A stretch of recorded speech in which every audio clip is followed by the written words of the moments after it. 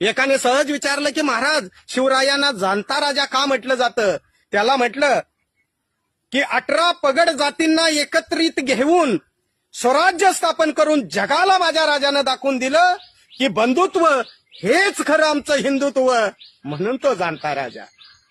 सुभेदाराची सून नजराना म्हणून येऊन समोर उभी होती. साडी चोळी देऊन आदरानं सन्मानानं माझ्या राजानं परत पाठवली आणि जगाला दाखवून दिलं की स्त्री जातीचा सन्मान, स्त्री जातीचा आदर हाच हिंदुत्वाचा जागर, म्हणून माझा तो जाणता राजा.